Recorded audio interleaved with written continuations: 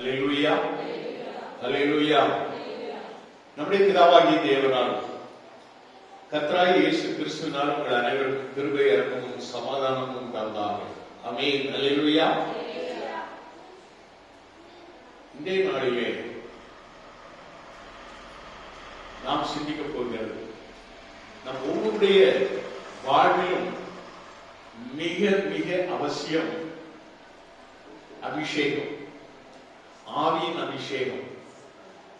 ஆவிக்குரியவர்கள் நான் தேவனால் அபிஷேகம் பண்ணப்பட்டவன், அபிஷேகம் பண்ணப்பட்டவள் என்று நாம் நம்மை சொல்லிக் கொள்ளத்தக்கதாய் அந்த அபிஷேகம் நம்மிலே காணப்பட வேண்டும். அபிஷேகத்தினால் முகம் முறிந்து போகும் என்று வேதம் சொல்லுகிறது.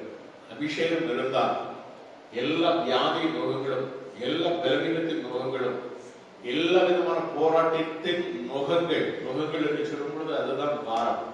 இந்த வாரத்தை எல்லாம் ஆண்டவர் முறித்து போட்டு நம்மை அவருடைய அபிஷேகத்தினாலே வெற்றி சிறப்பு பண்ணுவார், அபிஷேகத்தினாலே ஆட்கொண்டு வழிநடத்துவார். அந்த அபிஷேகம் நம் ஒவ்வொருவருக்கும் வேண்டும்.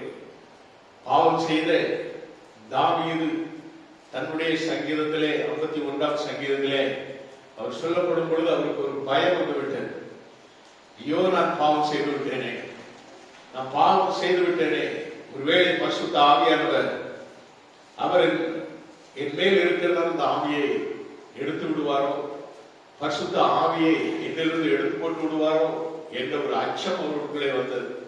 அவர் சொல்கிறார், 51 சங்கீதம் 51 Psalm 51 10-12 10, 11, 12 வசனங்களை நான் வாசிக்கும் பொழுது, தேவனே சுத்த இருதயத்தை என்னிலே சிருஷ்டியும், நிலைவரமான ஆவியை என் உள்ளத்திலே புதுப்பியும் என்று சொல்லி கேட்கிறார். புதுப்பிக்க வேண்டும். என்னிலிருந்து அந்த ஆவி நான் பாவம் செய்ததினாலே ஒருவேளை பழுதுபட்டு விட்டதோ, அந்த பரிசுத்த ஆவி என் மேல் பலம் கொள்ளாமல் இருக்கிறதோ, அந்த பரிசுத்த ஆவி பலமையா என்னிலே கிரியை செய்யாதபடி நான் விலகிடப்பட்டு விட்டேனோ, புதுப்பியும் ஆண்டவரே, புதுப்பியும். அது கேட்கிற வார்த்தையா தான். பாவம் செய்யாத மனிதன் உலகத்தில் யாருமே கிடையாது. ஆனால் அதே நேரத்திலே ஆண்டவரை நோக்கி ஜெபித்து ஆண்டவரை மீண்டும் என்னை உயிர்ப்பியும். இங்கே சங்கீதத்தில் பெரும்பாலான இடங்களிலே பார்க்கும் பொழுது, ஆண்டவரே உடைய வசனத்தால் என்னை உயிர்ப்பியும், உடைய வார்த்தையால் என்னை உயிர்ப்பியும், உடைய ஆவியால் என்னை உயிர்ப்பியும், உடைய அபிஷேகத்தால் என்னை உயிர்ப்பியும் என்று சங்கீதக்காரன் அடிக்கடி கேட்டுக்கொள்வார். காரணம் என்ன? இந்த உலகம் பாழான உலகம், மாயான உலகம், பொல்லாத உலகம். அப்படிப்பட்ட உலகத்திலே நாம் வாழ்ந்து கொண்டிருக்கிறோம். எந்த விதத்தில் நம்மை கரைப்படுத்தும்படியாக இந்த உலகமானது பலவிதமான காரியங்களை செய்து கொண்டே இருக்கிறது. நம்மை எப்படியாவது உலக கவர்ச்சியிலே தள்ளிவிட வேண்டும் என்று பலவிதமான காரியங்களை நாம் பார்க்கிறோம். விளம்பரங்களை கூட நாம் பார்க்கிறோம். ஒரு பொண்ணு விளம்பரத்துல சொல்லுறது நாம் பார்க்க, என்ன தெரியுமா? புரோட்டா பிளஸ் என்னது கோக்கா அப்படி சொல்லிட்டு அவர் சொல்லுவா, புரோட்டா அப்படின்பா. நான் ஒன்று சொல்றேன், பலாப்பழம் பிளஸ் கோக்கு, பால்தான், சங்குதான். இந்த விளம்பரங்கள் எல்லாம் நாம பார்த்து நாம அதன்படி வாழ வேண்டும் என்று நினைத்தால் உலகத்தில் நாம் என்ன செஞ்சிருவோம்? சீக்கிரம் போய் சேர்ந்துடும். அப்படியே சரீரம் எல்லாம் கெட்டு போவோம். ஆனா அதில் உள்ளவர் ரொம்ப சந்தோஷமா ஒரு படம் கூட முடிக்காம அப்படி வச்சுக்கிட்டு ஒரு ஆக்ஷன் பண்ணிட்டு நம்ம அதெல்லாம் கெடுத்துக்கிட்டு இருக்கு. அப்படிப்பட்ட பொல்லாத உலகத்துல நம்ம வாழ்ந்துகிட்டு இருக்கோம். அப்படின்னாலே கிறிஸ்துவை நம்பி, கிறிஸ்துவின் அபிஷேகத்தோடு நான் வாழும். நம்ம 11ஆவது வசனத்தில் அவர் சொல்றாரு, என்னுடைய சமூகத்தை விட்டு என்னை தள்ளாமலும் ஒரு பரிசுத்த ஆவியை என்னிடத்திலிருந்து எடுத்துக் கொள்ளாமலும் வரும். பயம், அவன் செய்த பாவத்தினாலே அவனுக்கு வந்த பயம்.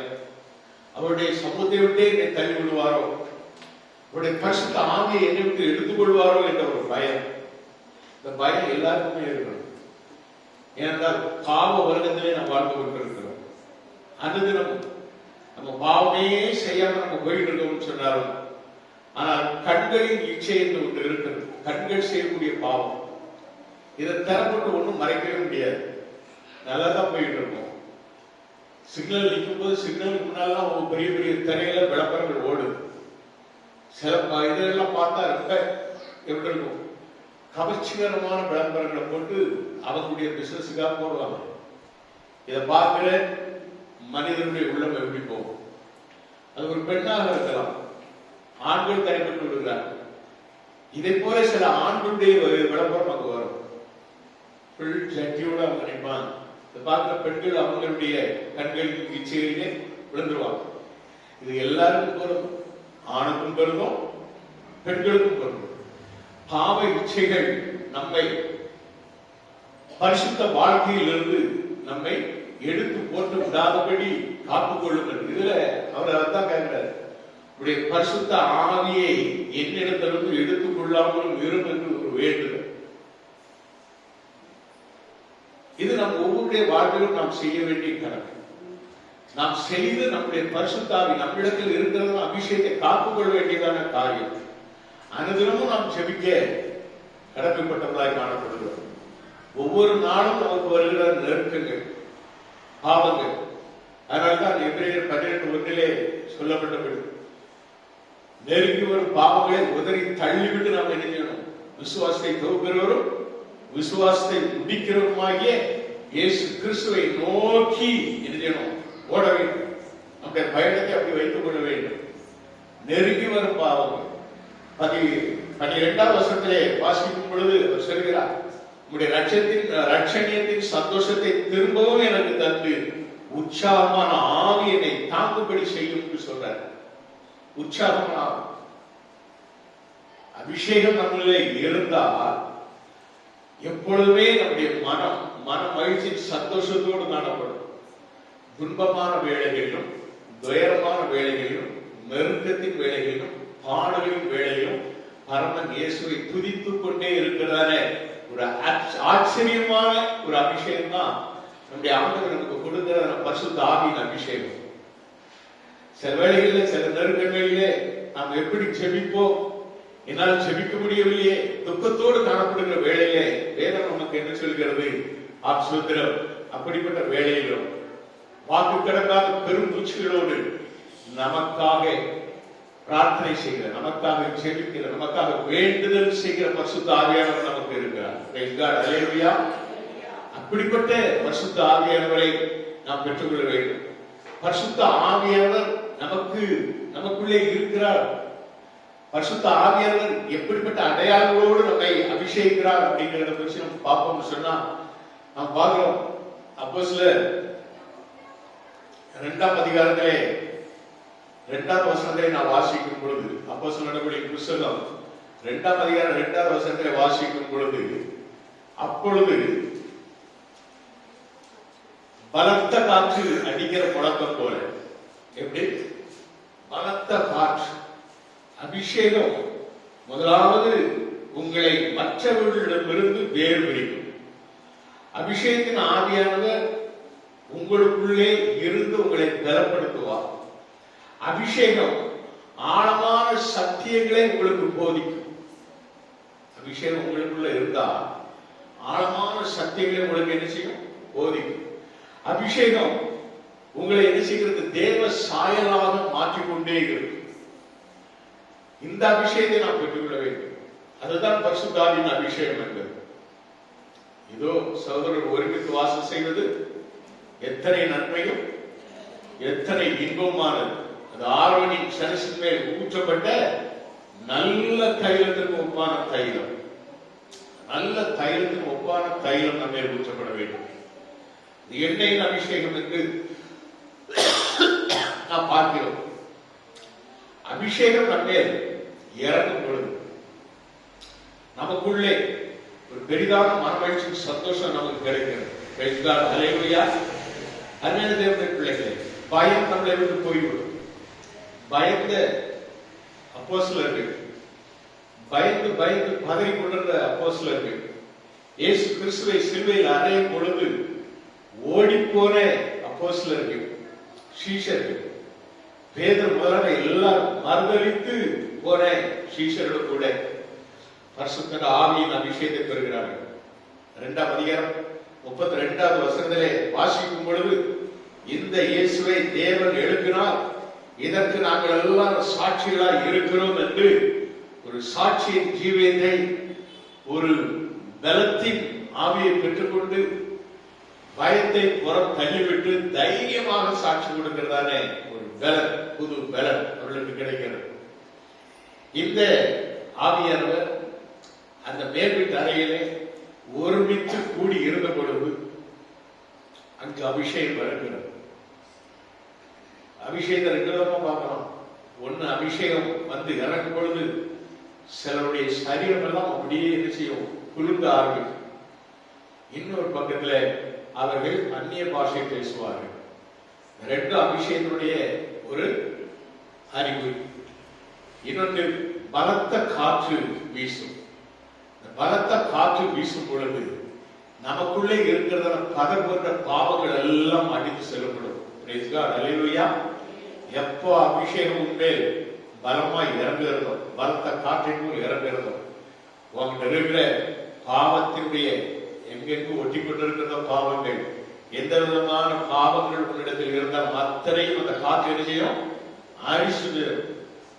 பிள்ளைகள், அந்த பலத்த காற்று உன்னிடத்தில் சரீரத்தில் இருக்கிறதான, உன்னுடைய எண்ணத்தில் இருக்கிறதான இந்த பயத்தின் ஆவியை புறம்பே தள்ளிவிடும். பலத்தின் ஆவியினாலே நிரப்பப்படுவீர்கள். அல்லேலூயா. கர்த்தர் நமக்கு பயப்பட ஆவியை கொடாமல் பலமும் அன்பும் தெளிந்த புத்தியுள்ள ஆவியை கொடுத்திருக்கார். 2 தீமோத்தேயு 1:7 சொல்லப்பட்டபடி ஒரு தெளிந்த புத்தியுள்ள ஒரு ஆவியை நமக்குள்ளே கொண்டு வருகிறது. Praise God. அல்லேலூயா. இந்த பலத்த காற்று அடிக்கும் பொழுது சுதந்திரம் உள்ளான மனுஷன் பலப்படுகிறான். Price God. அல்லேலூயா. நமக்குள்ளே இருக்கிற உள்ளான மனுஷன் அவன் பலப்படுகிறான் என்பதை நாம் பார்க்க வேண்டும். அருமையான தேவனுடைய பிள்ளைகளே,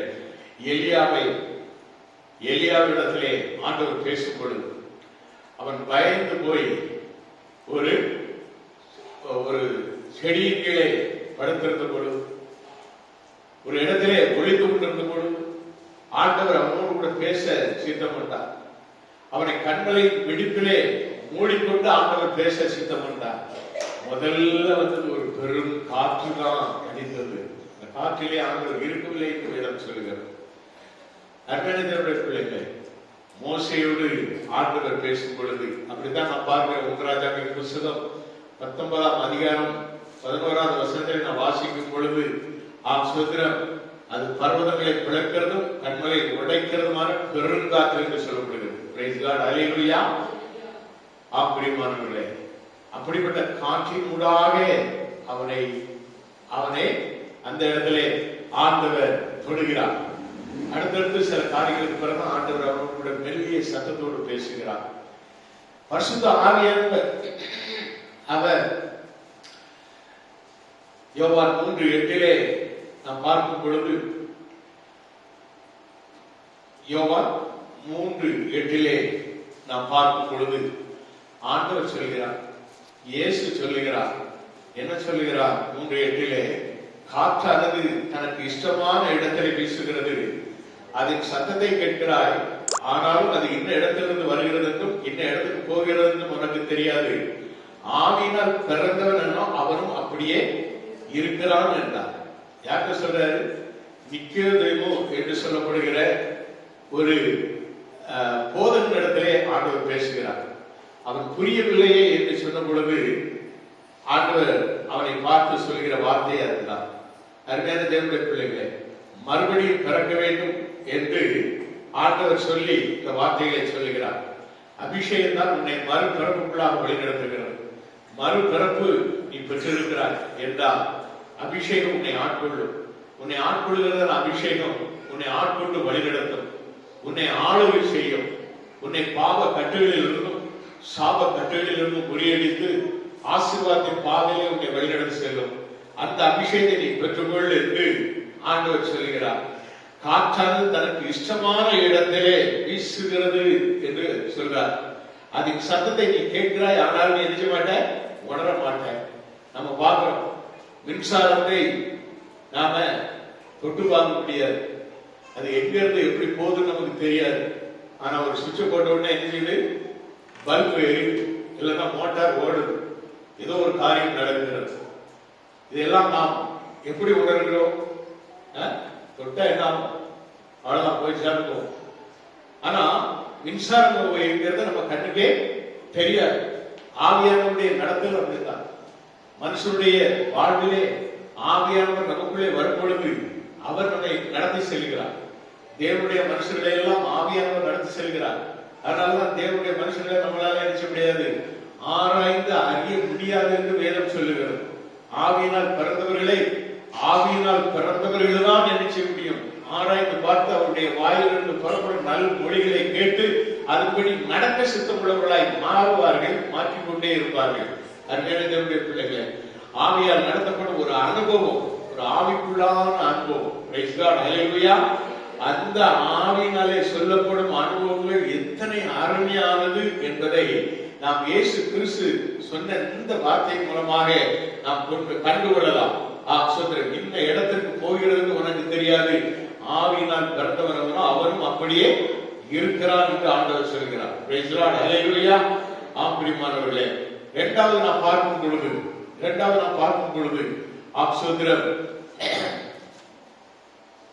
glory to God. அக்கினியினால் பதிலளிக்கிற ஆண்டவர். அக்கினி இறங்கிற்று என்று நாம் பார்க்கிறோம். அப்போஸ்தலர் 2ஆம் அதிகாரம் 3வது வசனத்தை நாம் வாசிக்கும் பொழுது, அல்லாமலும் அக்கினிமயமான நாவுகளை போல் பிரிந்தெடுக்கும் நாவுகள் அவர்களுக்கு காணப்பட்டு அவர்கள் ஒவ்வொரு பேரும் வந்து அமர்ந்தது என்று சொல்லி நாம் பார்க்கிறோம். அல்லேலூயா. ஆண்டவர் இயேசு சொன்னார். லூக்கா 12ஆம் அதிகாரம் 49வது வசனத்திலே வாசிக்கும் பொழுது, நான் பூமியின் மேல் அக்னியை போட வந்தேன் என்று இயேசு சொன்ன வார்த்தைகளை, அதனுடைய அர்த்தத்தை நாம் உணர வேண்டும். அக்னியை போட வந்தேன்னு சொன்னார். இன்றைக்கு வேற விதமான அக்னியை போட்டுட்டு இருக்காங்க. ஈரானும் ரஷ்யாவும் ஈரானும் இஸ்ரேலும் அமெரிக்காவும் ஒரு நாடு இருந்து போடுறது அக்னி தான். அந்த அக்னியை குறித்து ஆண்டவர் சொல்ல, ஆண்டவர் நம்மேல் போடுகிற அந்த அக்னி பரிசுத்த ஆவியின் தூய அக்னி. இந்த அக்னி நம்மேல் வரும் பொழுது நாம் எரிந்து போவதில்லை, எரிந்து பிரகாசிக்கிறவர்களாய் காணப்படுவோம். எரிந்து போகாதபடிக்கு அந்த அக்னி நமக்குள்ளே இருந்து நம்மை பிரகாசிக்க செய்யும், நம்மை பலருக்கு பிரயோஜனமாக மாற்றும். அந்த அபிஷேகம் தான் அக்னியின் அபிஷேகம். எத்தனை விதமான சூழ்நிலைகள் வந்தாலும், நம்முடைய ஜீவனே போவதாக இருந்தாலும் பயப்படாமல் கிறிஸ்துவுக்காக, கர்த்தருக்காக நாம் நிற்பதற்கு ஒரு புதிய பலன் கிடைப்பதுதான் அக்னி அபிஷேகம். அல்லேலூயா. அருமையான தேவனுடைய பிள்ளைகளே, ஆப்சோத்திரம் தாவீது கேட்கிறார். சங்கீதம் 51:17 அவர் சொல்லும் பொழுது அவர் சொல்கிறார், தேவனுக்கு ஏற்கும் பலிகள் நொறுங்குண்ட ஆவிதான், தேவனே நொறுங்குண்டதும் நறுங்குண்டதுமான இருதயத்தை நீர் புறக்கணீர் என்று சொல்லி கேட்கிறார். நொறுங்குண்ட ஆவி, தேவனுக்கு ஏற்கும் பலிகள் நொறுங்குண்ட இருதயத்தை கடினப்படுத்திக் கொண்டு. இன்னைக்கு நான் சொல்றேன், பாவத்திலேயே பெரிய பாவம், பொல்லாத பாவம் இருதய கடினம். இருதய கடினம் நல்ல கவனமா சொல்றோம். எனக்கு இருதய கடினம் இல்லை அப்படின்னு நீ சொன்னா, உன் இருதயம் உடைக்கப்பட்ட இருதயமாக இருந்தால் உண்மையாய் நீ வாழ்வாய், தேவ சமூகத்தை வாஞ்சிப்பாய். தேவனுடைய சமூகத்தை எப்போ வந்து விடணும் அப்படின்னு துடிக்கப்படும் உன் வாழ்க்கை. எப்போ ஆலயம் திறக்கும் முன்பதாகவே காத்திருக்கும் உள்ளமாக மாறும். நொறுங்குண்ட ஆவிங்கிறது அதுதான். நொறுங்குண்டதும் நறுங்குண்டதுமான இருதயத்தை ஆண்டவர் ஒருவன் புறக்கணிக்கவே மாட்டார், உன்னோடு கூட இருப்பார். நீ நொறுங்குண்டு ஜெபித்துப்பார். நொறுங்குண்ட மனதை நீ ஆண்டவருக்கு முன்பாக வைக்கும் பொழுது உன்னை இன்னும் இரட்டிப்பான அபிஷேகத்தால் உன்னை நிரப்புவார். நொறுங்குதல் என்பது உன்னை நீ நொறுங்க வேண்டும். ஆண்டவர் சொன்னார், நான் திடீர்னு ஆண்டவர் சொன்னார், நீ இந்த வீட்டுக்கு போ அப்படின்னாரு. ஐயோ, அந்த குடும்பம் எனக்கு விரோதமாக செயல்பட்டு இருக்கு. ரொம்ப உச்சகட்டமாக எனக்கு விரோதமாக செயல்பட்ட நாட்கள் விசுவாச குடும்பம் தான். ஊழியக்காரனுக்கு விரோதமாக வந்த எல்லா ஊழியக்காரனுக்கு விரோதமாக கிரியை செய்த அந்த குடும்பம் எனக்கும் விரோதமாக அதே காரியத்தை செய்தார்கள். நான் ஜெபித்த பொழுது ஆக்க சொன்னாங்க போ அப்படின்னாரு. என்னால எப்படி போகான்றவர், நான் எப்படி போவேன், என் மனசு எப்படிப்பா உங்களுக்கு அது ஜெபம் பண்ணும். ஆண்டவர் சொன்னாரு, இப்ப நீ முழங்கால் படி போட்டிருக்கிய, உன்னை நீ நொறுக்கு அப்படின்னாரு. உன் இருதயத்தை நீ நொறுக்குனாரு. நான் இருதயத்தை, என்னுடைய இருதயத்தை நான் நொறுக்கி அவருடைய சமூகத்தில் வைத்த பொழுது நொறுங்குண்ட இருதயத்திற்குள்ளே பரிசுத்த ஆவியானவர் வல்லமையாய் வந்து இறங்கினார். முழங்கால இருந்து எழுந்துச்சேன், அப்படியே கைகளோட நேரம் வீட்டுக்கு போய் அவங்க வீட்டுல போய் என்ன பண்ணேன், சிஸ்டர் பிரைஸ் எல்லாம் டீ போட்டு தாங்க சிஸ்டர் அப்படின்னு சொல்லிட்டு நானே, அவங்க சேர்த்து தர மாட்டாங்க, உட்கார சொல்ல மாட்டாங்க, நானே போய் உட்கார்ந்தேன். பிரைஸ் காட், அல்லேலூயா. பார்க்கறதுக்கு ஒரு அவமானமா இருக்கும். ஆனால் கர்த்தர் ஒரு பொழுதும் நம்முடைய ஊழியக்காரரை வெட்கப்பட்டு போகவே செய்ய மாட்டார். அல்லேலூயா. போய் ஜெபம் பண்ணேன். ஜெபம் பண்ணிட்டு வெளியில வரும்போது ஆண்டவர் சொன்னாரு, ஒன்னு அவங்க திட்டிட்டு இருக்கிறாங்க, கால் தூசி உதறிப்பட்டு பாட அப்படின்ட்டாரு. பிரைஸ் காட், அல்லேலூயா. அன்னைக்கு நான் கால் தூசி உதறி போட்டேன். அதுக்கு பிறகு அவங்களால சபைக்குள்ள வரவே முடியல. வந்தாங்க, வந்து பைபிளை வச்சாங்க, பாடி வெளியே வச்சு வந்தாங்க. ஒரு பிள்ளையை கொண்டு வெளியில இருந்துகிட்டு அந்த பைபிளை எடுத்துட்டு போயிட்டாங்க. ஒரு பைபிளை எடுக்கிறது கூட சர்ச்சுக்குள்ள வர முடியாத அளவுக்கு அவங்கள ஆண்டவர் வெளியே விசிறி அடிச்சிட்டாங்க. பிரைஸ் காட், அல்லேலூயா. கர்த்தர் நல்லவர். நீ நொறுங்குண்ட இருதயத்தோடு செபித்துப்பா. உனக்கு எதிராக நிற்பவர்கள் ஒரு பொழுதும் உன்னை எதிர்த்து நிற்கவே முடியாத அளவுக்கு உன்னோடு கூட இருந்து யுத்தம் செய்கிற கர்த்தர் அவர். நறுங்குண்டதமான இருதயத்தை தேவரீர் புறக்கணியீர் என்று தாவீது சொல்கிறாரே, அவன் நொறுங்குண்டு செபித்த பொழுது கர்த்தருடைய ஆவியானவர் பலமாய் அவன் மேல் இறங்கினார். யுத்தத்தில் வல்லவனானான் என்று சொல்லப்படுகிறது. தாவீது ஜெயத்தின் மேல் ஜெயம் பெற்றான் என்று சொல்லப்படுகிறது. ஆப்சோத்திரம், தாவீது நாளுக்கு நாள் விருத்தி அடைந்தான் என்று வேதம் சொல்லுகிறது. அவன் செய்த பாவத்தினால அவன் அழிந்து போகக்கூடிய ஒரு ஆத்மாதான். ஆனால் நொறுங்குண்டு செபித்த பொழுது நொறுங்குண்ட இருதயத்தில் வாசம் செய்கிற ஆண்டவர் அவனோடு கூட இருந்து அநேக யுத்தங்களிலே ஜெயத்தை கொடுத்து அவனை மென்மேலும் உயர்த்தினான். நாளுக்கு நாள் விருத்தி அடைந்தான் தாவீது. பிரைஸ் காட், ஹல்லேலூயா. அருமையான தேவனுடைய பிள்ளைகளே, அக்கினி என்பது அதுதான். அக்கினி அபிஷேகம் நமக்குள்ளே வரும் பொழுது ஆப்சோத்திரம் அவர் நம்மை என்ன செய்கிறார், நம்மை ஆசீர்வதித்து காக்கிறார், நம்மை அபிஷேகித்து காக்கிறார், நம்மை பலமாய் நம்மோடு கூட இருந்து நம்மை மற்றவர்களுக்கு முன்பாக நம்மை நிரூபித்து காட்டுகிறார்.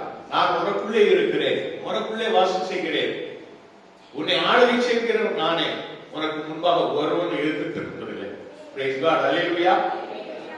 அதுதான் யோசுவா 1:5 ஆண்டவர் நம்மை அப்படியாக நம்ம என்ன செய்கிறார், வழி நடத்துகிறார். நீ உயிரோடு இருக்கும் நாளெல்லாம் ஒருவன் உனக்கு முன்பாக எதிர்த்து நிற்பதில்லை. பிரைஸ் காட், அல்லேலூயா. அப்படிப்பட்ட ஒரு அபிஷேகம் தான் அக்கினி அபிஷேகம். பிரைஸ் லார்ட், அல்லேலூயா. ஆம்சோத்திரம், ஆண்டவர் புறாவை போல இறங்குகிறார் என்று வேதத்தில் நாம் பார்க்கிறோம். இயேசு கிறிஸ்து ஞானஸ்நானம் பெற்று கரையேறும் பொழுது புறாவை போல தேவ ஆவியானவர் அவர் மேல் இறங்குகிறதை யோவான் கண்டார். யோவான் ஸ்நானகன். அப்பொழுது அவர் அறிந்து கொண்டார், இவர்தான் மேசியா, இவர்தான் இயேசு கிறிஸ்து என்று உறுதி செய்து கொண்டார். நான் கூட ஞானஸ்நானம் எடுக்கும்போது அப்பதான் தாமிரபரணி ஆற்றுல ஞானஸ்நானம் கொடுத்தாங்க. எனக்கு தாமிரபரணி ஆற்றுல ஞானஸ்நானம் கொடுக்க போறான்னு தெரிஞ்ச உடனே நான் காலையிலே எழுந்திரிச்சு அப்படியே ஜோம் பண்ணிட்டு நான் அப்படி தண்ணி விட்டு நான் ஞானஸ்நானம் பண்ணிட்டு அப்படி தண்ணி விட்டு அப்படி வெளியில வரும்போது அப்படியே புறா வந்து அங்கே இறங்கணும், அபிஷேகம் அங்கே ஒண்ணுமே நடக்கல, ஒண்ணுமே நடக்கல. எல்லாம் முடிஞ்சது. சர்ச்சைக்கு வந்தோம், ஜெபம் பண்ணேன், ஒண்ணும் இல்லை, அபிஷேகம் இல்லை. ஞானஸ்நானம் ஞானஸ்நானம் 1 நாள் 2 நாள் 1 வருஷமும் போயிடுச்சு. நான் திருநெல்வேலியிலிருந்து வந்தாச்சு. எங்க வந்தாச்சு? பெங்களூர் வந்தாச்சு. ஒரு நாள் ஒரு ஆராதனையில ஒரு மீட்டிங்ல போய் நிற்கும் பொழுது அக்டோபர் 2ஆம் தேதி அந்த கூட்டத்தில் அங்கு பிரசங்கெல்லாம் முடிஞ்சு பரிசுத்த ஆவியை பெற்றுக்கொள்ள செபித்த பொழுது நான் இன்னும் செபிக்க ஆரம்பித்தேன். நொறுங்குண்டு ஜெபிக்க ஆரம்பித்தேன். இருதயத்தை உடைத்து ஜெபிக்க ஆரம்பித்தேன். இந்த இடத்திலிருந்து நான் போகும் பொழுது அபிஷேகம் பெற்றவனாக போகணும், இல்லை என்றால் இந்த இடத்துல மரித்தவனாக செத்து விடணும்னு சொல்லி ஜெபம் பண்ணேன். ஒரு ஜெபத்தினுடைய காரியம். நான் ஆண்டவரிடத்தில் ஜெபம் பண்ணேன், எனக்கு அபிஷேகம் வேண்டும். என்னுடைய இருதயம் எந்த அளவுக்கு நொறுங்கி இருக்கும். அபிஷேகம் இல்லாத வாழ்க்கை, அபிஷேகம் இல்லாத வாழ்க்கை. நம்மளாம் ஊழியத்தில் அசிஸ்டன்ட். அப்ப அந்த அபிஷேகம் எப்பொழுது எனக்கு அன்னைக்கு எனக்கு அபிஷேகம் என்னால தனக்கு மேல ஒரு 2 அடிக்கு மேல நான் பறக்கிற மாதிரி ஒரு அனுபவம் அபிஷேகத்துக்கு மேல இருக்கு. அந்நிய பாஷைகளோடு ஆண்டவர் என்னோடு கூட பேச ஆரம்பித்தார். புது பலன், புது எண்ணெய் அபிஷேகம், புதிய கிருபைகள். அவ்வளவுதான். அந்த வாரத்துல நான் சர்ச்சுக்கு வந்து, இதே சபையில சர்ச்சுக்கு வந்து முழங்கால் படியிட்டு அன்றைக்கு நான் சங்கீதத்திலே செய்து கொடுக்கும் பொழுதே ஆண்டவர் என்னை ஒரு ஊழியக்கார ஸ்தானத்திற்கு என்னை கொண்டு வந்துட்டார். எனக்கு இருந்த ஊழியக்காரர் எல்லாமே இவர்தான் சொல்ல வைக்கிறார் ஆண்டவர். ஊழியத்திலே ஒரு உயர்வு எப்பொழுது கிடைக்கிறது? அபிஷேகம். அபிஷேகம் நமக்குள்ளே வரும் பொழுது ஆண்டவர் நம்மை உயர்த்துகிறார். புராணா என்று சொல்லி நாம் அப்படி நினைக்கிறோம். அப்படிதான் ஒரு தேவாலயம், ஒரு சிஎஸ்சி தேவாலயத்துல தான் கோயில் குட்டி இருப்பார். அப்போ அங்க அந்த ஆலயத்துல அவர் ஐயர் கேட்டிருக்கிறாரு, கோயில் குட்டியை பார்த்து கேட்டிருக்காரு, என்னப்பா நம்ம சர்ச்சைக்கு கூட்டம் குறைஞ்சிக்கிட்டே இருக்கு, பக்கத்துல ஒரு கூட்டம் அங்கு கூட்டம் அலம்போது என்ன காரணம் அப்படின்னு. அவர் சொல்லியிருந்தாரு, ஐயா அங்க அது அபிஷேகம் நிறைந்த ஆராதனை, இங்க அபிஷேகம். உடனே அவர் பார்த்துக்காரு, புராதன அபிஷேகம் என்ன பண்ணு, நீ இந்த புறாவை நம்ம சர்ச்சுக்குள்ள கொண்டு வந்துடும், அந்த புறாவை நம்ம சர்ச்சுக்குள்ள கொண்டு வந்துடும், பிடி ஒரு புறாவை கவுந்தி போடு, நான் நாளைக்கு நான் ஷோ பண்ணுவேன், பரிசுத்த ஆவியானவரே வாரம் வாரம் சொல்லும்போது நீ எழுதணும், புறாவை திறந்து விடணும் அப்படின்னு. இது 2 பேருக்குள்ள ஒவ்வொருத்தம். மறுநாள் ஆராதனை நடக்குது. பரிசுத்த ஆவியானவரே வாரம் வாரம் வாரம் இவர் கத்திக்கிட்டே இருந்தாரு. மேல போனா கோயில் திறந்து பார்க்கணும்னு பார்த்தா அங்க பூனை புறா பிடிச்சி சாப்பிட்டு அங்க இருந்தோடு சொல்லிருக்கான். மேல நின்று, ஐயா பரிசுத்த ஆவியானவர புறா பிடிக்கிறது பூனை பிடிச்சு போயிட்டு அப்படின்னு. இன்றைக்கு அப்படித்தான் அநேகருடைய வாழ்க்கையிலே பூனை புறா பிடிச்ச மாதிரி அபிஷேகம் இல்லாத ஒரு வாழ்க்கை வாழ்க்கையில் இருக்கிறோம். அபிஷேகம் வேண்டும், தேவ அபிஷேகம் வேண்டும், உன்னத ஆவியானுடைய பலம் நம்மையில் இறங்க வேண்டும், உன்னதத்தின் அபிஷேகம் நமக்குள்ளே வேண்டும். பிரைஸ் காட், அல்லேலூயா. அவர் தேற்றவாளனாகி ஆவியானவர் என்று வேதம் சொல்லுகிறார். அடுத்த ஒரு பேர் என்ன தெரியுமா? தேற்றவாளன், பரிசுத்த ஆவியானவர். நான் போய் உங்களுக்கு ஒரு தேற்றவாளனை அனுப்புவேன்னு ஆண்டவர் சொல்றார். அன்னைக்கு யோவான் எழுதின சுவிசேஷத்திலே 14ஆம் அதிகாரம், 15ஆம் அதிகாரம், 13ஆம் அதிகாரம் இப்படி போட்ட அதிகாரங்களிலே நீங்கள் வாசிக்கும் பொழுது அங்கே நீங்கள் அதை பார்க்கலாம். ஆப்சோத்திரம் புறாவை போன்று நம்மையிலிருந்து இறங்குற ஆண்டவர் சொல்கிறார், தேற்றவாளனை நான் உங்களிடத்திலே அனுப்புவேன் என்று. 14-15 சொல்கிறார், நான் பிதாவை வேண்டிக் கொள்வேன், அப்பொழுது என்றைக்கும் உங்களுடைய கூட இருக்கும்படிக்கு சத்திய ஆவியாகிய வேறொரு தேற்றவாளனை அவர் உங்களுக்கு தந்தருவார் என்று 15ஆம் வசனத்தில் சொல்லப்படும் பொழுது, நான் உங்களை திக்கற்றவர்களாக விடேன், உங்களிடத்தில் வருவேன் என்று ஆண்டவர் சொல்கிறார். இதெல்லாம் சொல்லும் பொழுது அதற்கு முன்பதாக அவர் தம்முடைய மரணத்தையும் நினைவு கூர்ந்து இதை சொல்கிறார். நான் மரித்தாலும் நான் உயிர் பிறந்த ஆண்டவராய் பர்வத்தில் இருப்பேன், உன்னத ஆவியானவராய் உங்களோடு கூட வருவேன், தேற்றவாளனாக உங்களோடு கூட வருவேன் என்று ஆண்டவர் சொல்கிறார். இதை நான் பார்க்கிறோம். குழந்தைகள் தான் விளையாண்டுட்டு இருக்கு. திடீர்னு அவங்களுக்குள்ள ஒரு பயம் வந்ததுன்னா என்ன பண்ணுவாங்க? அலறி அடிச்சுக்கிட்டு வருவாங்க. அந்த பிள்ளைகளை அந்த தாய் பார்த்து எழுதிச்சவங்க தூக்கிக்கிட்டு என்ன அடிப்பாங்களா? இல்லை. அவங்கள தேய்ச்சுவாங்க. ஒண்ணும் இல்லை. என்ன சொல்லுவாங்க? ஒண்ணும் இல்லை, பயப்படாது, ஒண்ணும் இல்லை என்று. அப்படிப்பட்ட தேற்றுகிறவாளர் தான் நம்முடைய ஆண்டவர். ஒரு தாய் தேற்றுவது போல நம்மை தேற்றுகிற பரிசுத்த ஆவியானவர் நம்மோடு கூட இருக்கிறார். பிரைஸ் காட், ஹல்லேலூயா. அந்த தேற்றுகிற பரிசுத்த ஆவியானவர் நம்மிலே இருந்தார். எந்த ஒரு சூழ்நிலைகள், எப்படிப்பட்ட போர்க்காலங்கள், போர் மேகங்கள் நம்மை சூழ்ந்து கொண்டாலும் பயப்படாதவர்கள். தேவனுடைய பிள்ளைகளே, சுதந்திரம் துர்ச்செய்தியை கேட்கிறதுனால் நீதிமான நினைக்க மாட்டான், கலங்க மாட்டான். பிரைஸ் லார்ட், ஹல்லேலூயா. 12ஆம் சங்கீதத்தில் நீங்க அதை பார்க்கலாம். துர்ச்செய்தியை கேட்கிறதுனால பயப்படாதபடி நமக்குள்ளே இருக்கிற பரிசுத்த ஆவியானவர் நம்மை பலப்படுத்திக் கொண்டே இருப்பார், விசுவாசத்தை நிலைப்படுத்திக் கொண்டே இருப்பார். நான் உன்னோடு கூட இருக்கிறேன், நான் உன்னை விட்டு விலகவும் மாட்டேன், உன்னை கைவிடவும் மாட்டேன், நான் உன்னோடு கூட வருகிற ஆண்டவர், உன்னோடு கூட இருக்கிற ஆண்டவர், உனக்குள்ளே வாசம் செய்கிற ஆண்டவர், எப்பொழுதும் உன்னோடு கூட இருந்து உன்னை வெற்றி சிறக்கப்படுகிற கர்த்தர், உன்னை தேற்றுகிற தேவ ஆவி நான் தான் என்று சொல்லி நம்மை தேற்றிக் கொண்டே இருப்பார். தேற்றுகிற தேற்றவாளனாகிய பரிசுத்த ஆவியானவர் நம்மை எப்பொழுதும் தேற்றுகிறவராய் காணப்படுகிறார். ஐயோ எனக்கு யாரும் இல்லையே, ஐயோ எல்லாரும் என்னை கைவிட்டு விட்டார்களே, ஆண்டவர் சொல்லுவார், நான் இருக்கிறேன், கலங்காதே தீயாதே, நானும் தேவன் என்று தேற்றுகிற பரிசுத்த ஆவியானவர். பிரைஸ் காட், ஹல்லேலூயா.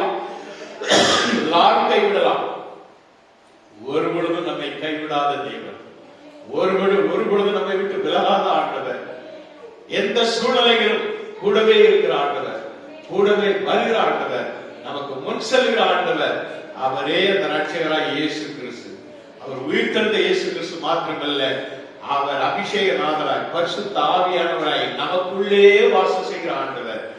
நீங்களே அந்த ஆலயம் சொல்லக்கூடிய அளவிற்கு நமக்குள்ளே வாசம் செய்கிறவராய் இருக்கிறார், நம்மோடு கூட இருக்கிறார். அந்த ஆவியானவர் நமக்குள்ளே இருந்தால் நம்மோடு கூட அவர் எப்பொழுது நம்மோடு கூட பேசுவார், பேசிக்கொண்டே இருப்பார். நாமும் அவரோடு கூட பேசுவோம். பிரைஸ் காட், ஹல்லேலூயா. அன்பான தேவனுடைய பிள்ளைகளே, இப்படிப்பட்ட ஒரு ஆசீர்வாதம், அபிஷேகம் உள்ளவர் தான் ஆவியானவர். இந்த ஆவியானவர் நமக்குள்ளே இருந்தால் ஒரு 3 விதமான ஊழியர்கள், 3 விதமான ஊழியர்கள். ஒன்று கர்த்தருக்கு நம்ம செய்யக்கூடிய ஊழியம், இரண்டாவது பரிசுத்தவான்களுக்கு செய்யக்கூடிய ஊழியம், மூன்றாவது உலகத்தாருக்கு செய்யக்கூடிய ஊழியம். இந்த 3 வகையான ஊழியங்களையும் நாம் செய்வதற்கு பரிசுத்த ஆவியானவர் நமக்கு துணை நிற்பார். பிரைஸ் காட், ஹல்லேலூயா. சொல்லுங்க, ஊழியம் செய்யணும்னா வாய் வரப்படலையா? ஆண்டவராலே அழைக்கப்பட்டவர்கள், அபிஷேகம் பண்ணப்பட்டவர்கள் எல்லாருமே கர்த்தருக்காக ஊழியம் செய்ய வேண்டும். கர்த்தருக்காக ஊழியம் செய்வது மட்டுமல்ல, பரிசுத்தவான்களுக்காக ஊழியம் செய்ய வேண்டும். பிரைஸ் காட், ஹல்லேலூயா.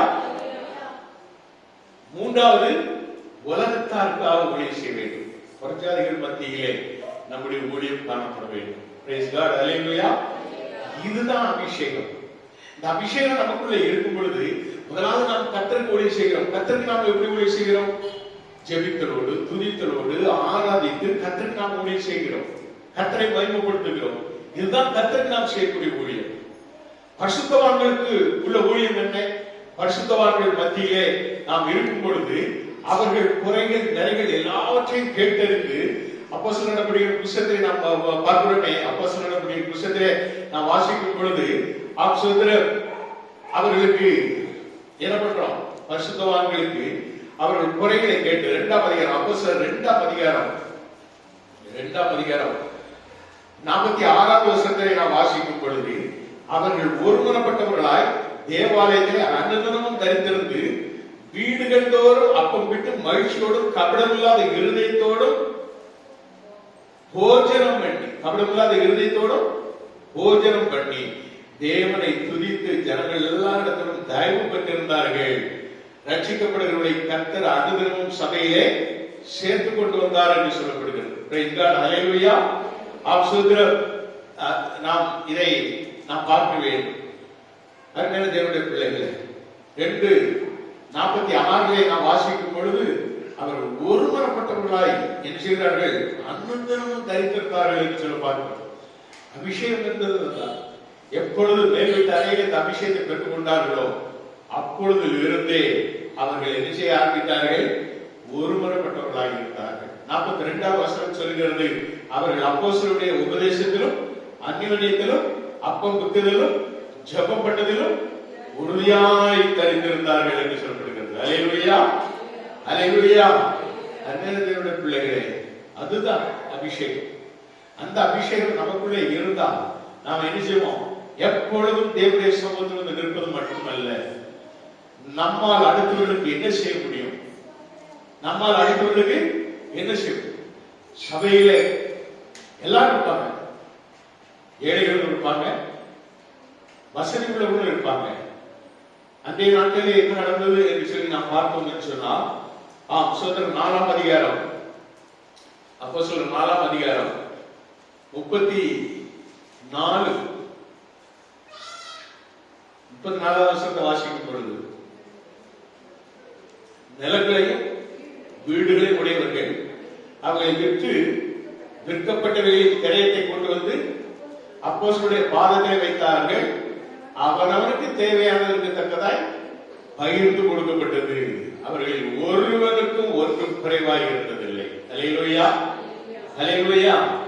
அன்பான தேவனுடைய பிள்ளைகளே, 37ஆம் வசனம் சொல்லுகிறது, தனக்கு உண்டாயிருந்த நிலத்தை விற்று அதன் கிரயத்தை கொண்டு வந்து அப்போஸ்தலருடைய பாதத்திலே வைத்தார் என்று சொல்லப்படுகிறது. அங்க இருக்கிறதான இந்த சத்தியத்தை கேட்ட எல்லாருமே செய்த காரியங்கள் அப்படியாக பரிசுத்தவான்களுக்கு உதவி செய்யும்படியாக, பரிசுத்தவான்களுக்கு தேவையை சந்திக்கும்படியாக 6:1 நாம் வாசிக்கும் பொழுது, அப்போஸ்தலர் 6:1 வாசிக்கும் பொழுது, அந்நாட்களிலே சீஷர்கள் பெருகின போது கிரேக்கரானவர்கள் தங்கள் விதவைகள் அன்றாட விசாரணையில் திட்டமாய் விசாரிக்கப்படவில்லை என்று எபிரேயருக்கு விரோதமாக முறுமுறுத்தார்கள். அப்பொழுது 12 சீஷர்கள் கூட்டத்தை வரவழைத்து, நாங்கள் தேவ வசனத்தை போதியாமல் பந்தி விசாரணை செய்வது தகுதியல்ல, ஆதலால் சகோதரரே, பரிசுத்தாவியும் ஞானமும் நடந்து நற்சாட்சி பெற்றிருக்கிற 7 பேரை உங்களில் தெரிந்து கொள்ளுங்கள், அவர்கள் இந்த வேலைக்காக ஏற்படுத்துவோம் என்று சொல்லி என்ன செய்கிறாங்க? ஒரு குரூப்பையே உண்டு பண்ணி ஏழைகளுக்கு என்னென்ன செய்ய வேண்டும், அவருடைய தேவைகள் எப்படி சந்திக்கப்பட வேண்டும், எல்லாவற்றையும் திட்டமும் தெளிவுமாக அவர்கள் செய்கிறார்கள். அல்லேலூயா. இப்படித்தான் காணப்பட வேண்டும் சபையானது. ஒருவர் ஒருவர் ஒத்தாசையாக காணப்பட வேண்டும். அது எப்பொழுது வரும் என்று சொன்னால், அபிஷேகம் வரும் பொழுது, சபையிலே ஐக்கியம் வரும் பொழுது, சபையில் உள்ள விசுவாசிகள் ஒருவரை ஒருவர் விசாரிக்கிறவர்களாய் காணப்படும் பொழுது. சபை எப்படி இருக்கணும்? சர்ச்சை முடிஞ்ச உடனே என்ன இப்படி எப்படி திருப்பாங்க? ஒரே ஓட்டம் ஓடிடுறது. பக்கத்தில் உள்ளவங்களை கூட பார்க்கறது கிடையாது, இப்படியும் பார்க்கறது கிடையாது. ஓட்டம். விசாரிக்கிறோமா? ஒருவரை விசாரிக்கிறோமா? நம்மகிட்ட ஒரு அந்த அந்யோன்யம் இருக்கிறதா? இந்த அந்யோன்யம் எப்பொழுது வரும்னா, உனக்குள்ளே அபிஷேகம் இருக்கிறதா? நான் அபிஷேகப்பட்டவன், நானும் அபிஷேகப்பட்டவன், நானும் அபிஷேகப்பட்டவள் என்று நாம் சொல்வது எப்பொழுது காணப்படும்னா, ஒருவரை ஒருவர் விசாரித்து, சுகசெய்தியை விசாரித்து, நலனை விசாரித்து, ஒரு 5 நிமிஷம் அங்க கேட்டு அப்படியே பார்த்துட்டு எப்படி இருக்கீங்கன்னு கேட்டு போங்க. உங்களுக்கு என்ன குறைவு? வர்றதே லேட்டு, போற மட்டும் முந்தி ஓடி இருப்பான். என்னுடைய கேள்வி அதான். வர்றது லேட்டு, 9 மணிக்கா 9:10 வர்றவங்க நம்ம இருக்கிறோம். போகும்போது பாருங்க, முத அப்படின்னு ஓட்டம். நின்று விசாரித்து நீங்க கருத்து செல்ல கர்த்தருடைய ஆசீர்வாதம். உண்மையான அபிஷேகம் என்பது ஐக்கியம், தேவ சபையின் ஐக்கியம். அல்லேலூயா. அந்த ஐக்கியத்தை, அப்பம்புக்களையும் உபசரிப்பு, எல்லா விதமான காரியத்தையும் ஆண்டவர்களுக்கு கொடுப்பார். அல்லேலூயா. இதுதான் ஆசீர்வாதம். நாம் பிரஜாதிகளுக்கு செய்யக்கூடியதானே ஒரு என்னது அபிஷேகம். அல்லேலூயா. ஊழியம். அதுதான் பிரஜாதிகளுக்கு மத்தியிலே நாம் ஊழியம் செய்ய வேண்டும். இன்னைக்கு ஏறத்தாழ இந்தியாவிலே 8.3 ட்ரில்லியன் பீப்புள்ஸ், இல்ல இந்தியாவில் இல்ல, உலகத்துல இருக்காங்க. உலகத்துல 8.3 ட்ரில்லியன் பீப்புள்ஸ், அதாவது 830 கோடியா, 830 கோடிக்கு மேலான ஜனங்கள் இருக்காங்க. இந்தியாவில் மட்டும் 145 கோடியை தாண்டிட்டாங்க. இதுல அநேக ஜாதிகள், அநேக பாஷைக்காரர்கள். ஆனா எல்லா பாஷைக்காரர்களையும் இணைப்பதுதான் அபிஷேகம். எல்லா பாஷைகளையும் சேர்ப்பதுதான் ஊழியம். புறஜாதி மக்களை தேவ சமூகத்திலே அழைத்துக் கொண்டு வருவதுதான் ஊழியம். எல்லாரையும் இணைப்பதுதான் அபிஷேகம். பிரைஸ் காட், அல்லேலூயா. இப்படிப்பட்ட அபிஷேகம் நம்மளுக்கு வேண்டும். எந்த இடத்தில், எப்பொழுதும், எல்லா ஜாதிகளிடத்திலும் நாம் ஊழியம் செய்வதாய் காணப்பட வேண்டும். அப்படிப்பட்ட ஊழிய அபிஷேகத்தை நாம் பெற்றுக்கொள்ள தேவ ஆவியானவர் நம்மை இறங்குவாராக, நம்மை ஆசீர்வதிப்பாராக. Price God. கர்த்தருக்கே மகிமை உண்டாகட்டும். ஆமென். அல்லேலூயா.